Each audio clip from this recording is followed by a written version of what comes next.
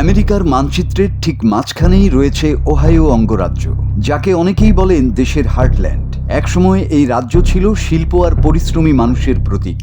ইস্পাত কারখানা, রাবার শিল্প আর গাড়ি তৈরির কারখানায় হাজার হাজার মানুষ কাজ করতেন। ক্লিভল্যান্ড, অ্যাক্রন আর টলেডোর মতো শহরগুলো ছিল আমেরিকান ড্রিমের বাস্তব উদাহরণ।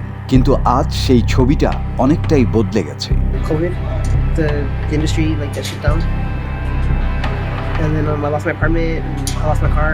এখানে বন্ধ হয়ে গেছে অসংখ্য কারখানা, পরিত্যক্ত বাড়ি আর খালি ভবনের সংখ্যা বেড়েছে। আর সেই সঙ্গে বেড়েছে গৃহহীন মানুষের সংখ্যাও। তারা শুধু একটি বাড়ি হারাননি, হারিয়েছেন জীবনের নিরাপত্তা আর ভবিষ্যতের স্বপ্ন। গৃহহীনতার কথা উঠলেই অনেকের মনে আসে নিউ ইয়র্ক বা লস অ্যাঞ্জেলেসের নাম, কিন্তু নীরবে একই সংকট ছড়িয়ে পড়ছে ওহাইওতেও। ক্লিভল্যান্ডে প্রতিদিন হাজারো মানুষ স্থায়ী ঠিকানা ছাড়া জীবন কাটাচ্ছেন। কেউ আশ্রয় কেন্দ্রে থাকেন, আবার কেউ সেতুর নিচে কিংবা অস্থায়ী ক্যাম্পে রাত কাটান। কলম্বাস শহরেও সাম্প্রতিক বছরগুলোতে গৃহহীন মানুষের সংখ্যা উল্লেখযোগ্যভাবে বেড়েছে। Really struck me, you have a homeless person sweeping, cleaning at a homeless street. তবে সবচেয়ে উদ্বেগের বিষয় হলো ওহাইওতে অনেক গৃহহীন মানুষ চোখেই পড়েন না। তারা ফুটপাতে থাকেন না, কেউ গাড়ির ভেতরে ঘুমান, কেউ কয়েকদিন পরপর আত্মীয়ের বাড়ি বদলান, আবার কেউ পরিত্যক্ত ভবনে আশ্রয় নেন। এদের বলা হয় হিডেন হোমলেস, অদৃশ্য গৃহহীন। অবাক করার মতো বিষয়, তাদের অনেকেই নিয়মিত কাজ করেন। কেউ ওয়েটার, কেউ ড্রাইভার, কেউ দিনমজুর। দিনের বেলা তারা সমাজের জন্য কাজ করেন, কিন্তু রাত নামলে তাদের নিজের কোনো নিরাপদ ঠিকানা থাকে না। প্রশ্ন হলো, এমন পরিস্থিতি কেন তৈরি হলো?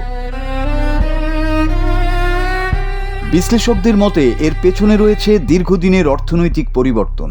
একসময় ওহাইওর বড় বড় শিল্প কারখানাগুলো লাখো মানুষের কর্মসংস্থান তৈরি করেছিল, কিন্তু সময়ের সঙ্গে সঙ্গে অনেক কারখানা বন্ধ হয়ে যায় বা অনেকেই অন্য দেশে চলে যায়। চাকরি কমতে থাকে, বাড়তে থাকে জীবনযাত্রার খরচ আর বাড়ি ভাড়া।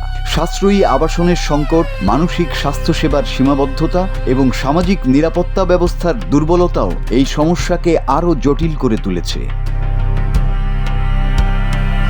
ওহাইওর গল্প শুধু একটি অঙ্গরাজ্যের গল্প নয়, এটি আমাদের মনে করিয়ে দেয় উন্নত বিশ্বের অন্যতম শক্তিশালী দেশেও হাজার হাজার মানুষ আজ একটি নিরাপদ আশ্রয়ের জন্য প্রতিদিন সংগ্রাম করে চলেছেন। আর তাই প্রশ্নটি থেকেই যায়, এত উন্নত অর্থনীতি থাকা সত্ত্বেও কেন এত মানুষ নিজের মাথা গোঁজার একটি ঘর খুঁজে পান না?